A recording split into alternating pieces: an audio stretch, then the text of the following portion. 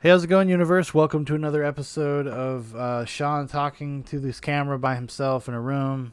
This is your daily movie review. We're going to be talking about 1927's Fritz Lang film Metropolis, except only kind of sorta. We're going to be actually talking about the Giorgio Moroder version from 1984, which is one that edits the film down to about 83 minutes, adds some color and some special effects, gets rid of the intertitles, and just makes it so there's just subtitles when the characters are talking. And most notably, it has a kind of who's who of rock stars and artists of the time, including Freddie Mercury, Bonnie Tyler, Pat Benatar, Adam Ant, and John Anderson, all doing new songs.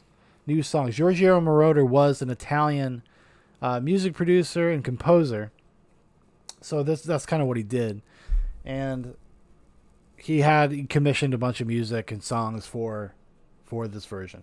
It ended up being kind of a longer process. Apparently, he actually bought the rights out from under David Bowie. David Bowie wanted to do a new score and like a new construction of the movie, and he got it away from him, and then went off and did it himself. It was supposed to be a much more kind of slight effort. He was just going to do music, but once he got in, what he realized was was no definitive cut of Metropolis in the early 1980s. The movie there was like 5 or 6 different versions, all varying lengths. Some made no sense, because so much was cut out. Others were more complete, and he decided like he was going to take a crack at kind of distilling what he thought the main beats of the story were, and try to connect it in a music video fashion. 1984. It's around the time when music videos were starting to be made. Things, in the 70s, mid 70s, that kind of stuff was starting to be produced even before, MTV. They just did it for promotional stuff. So this would kind of have fell into that genre, really.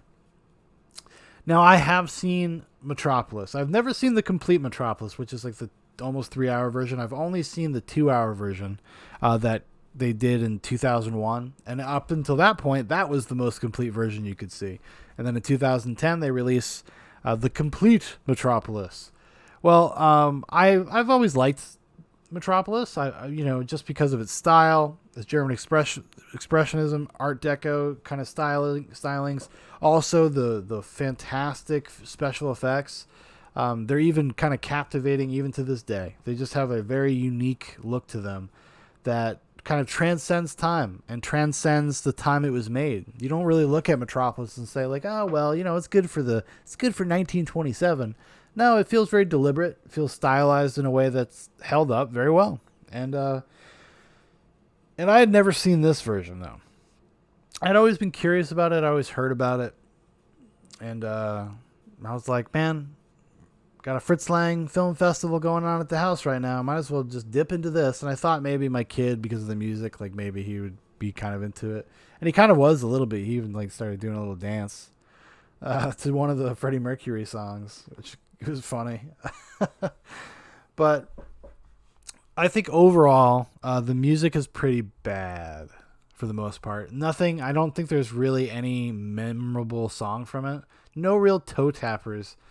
I guess maybe the closest one is Pat Benatar does a song, Here's My Heart, which is kind of almost like the main love theme of the movie. But it does kind of maintain, in my opinion, it maintains the spirit of the story pretty well.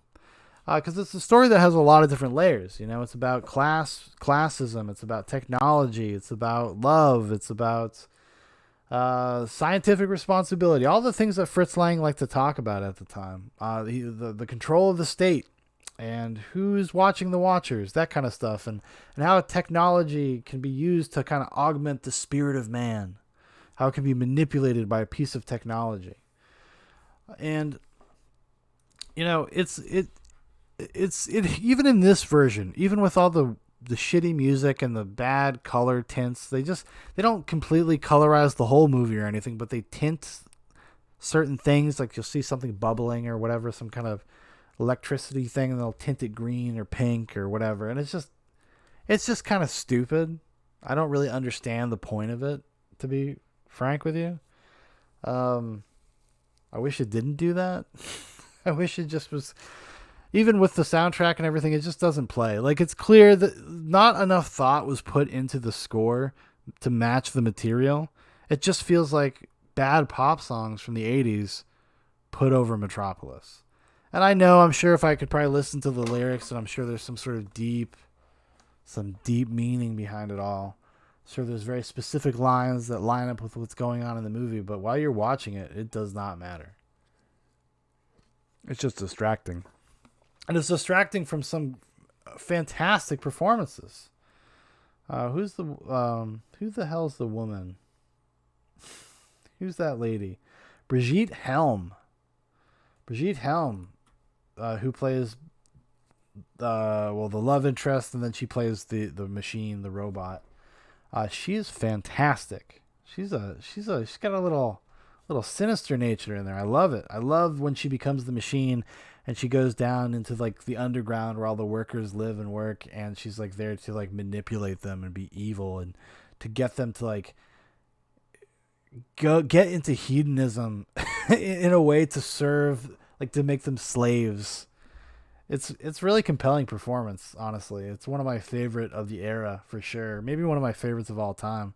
And revisiting it today was great. Even bad music and all. Like, I still really enjoyed watching her performance.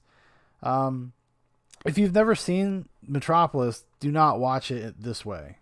The movie deserves a lot more of your respect. It deserves to be seen. At least, I would say, at least go for the 2-hour version. Maybe not the longest version. Although, I who can say? I haven't seen the complete Metropolis, so maybe I'm missing out on something really special there. I don't know what 40 more minutes of the movie is really going to do to add to it, but hey, you never know. I could be wrong. I don't know when I'm going to be up to watch the 3-hour version, but someday I'm sure I'll get to it. But as of right now, I would recommend that 2-hour version. I think that's the sweet spot. And just having watched some of Lang's other stuff, like just recently watching Woman in the Moon, I'm not sure. Like, I think you could probably, the edited down version is probably a superior version, because it'll just cut away a lot of the fat and just kind of, some of that stuff does not need to be built up to the degree that it does because of a modern audience sensibility. We're just a little bit more savvy. We've all read books. We've all watched tons of movies that were inspired by these pieces of media. So we're always ahead of the story pretty severely. Women in the Moon especially. And I imagine it probably holds true with Metropolis.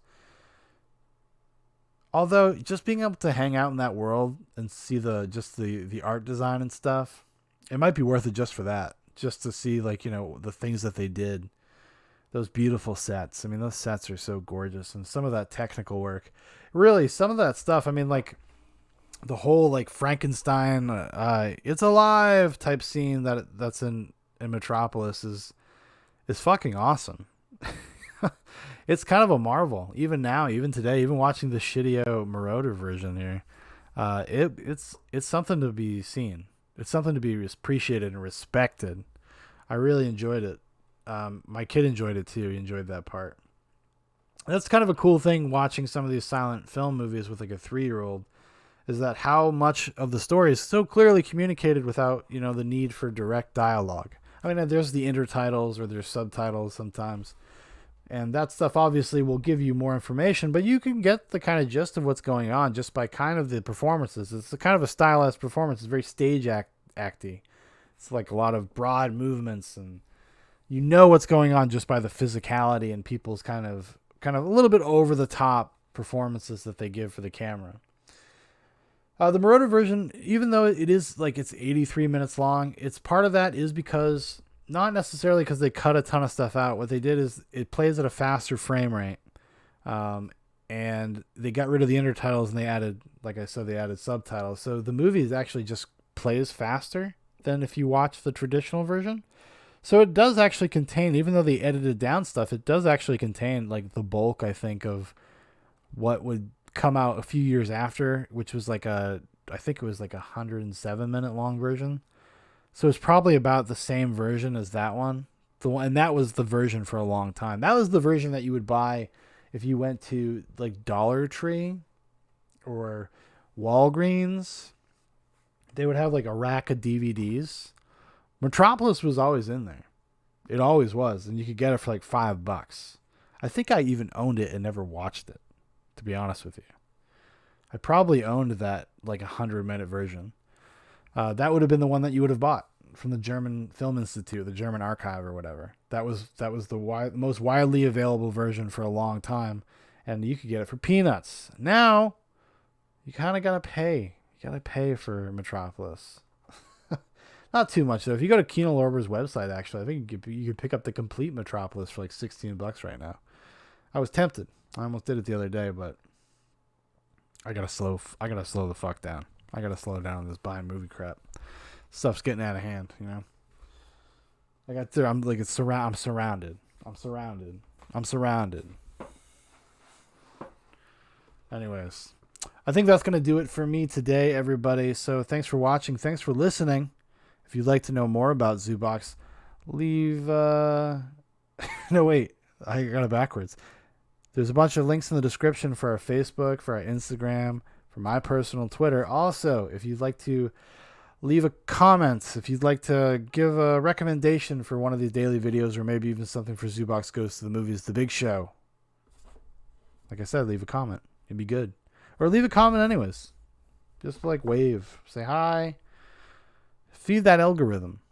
You know, help me get these videos out there. Or not. I don't care. I just like doing them.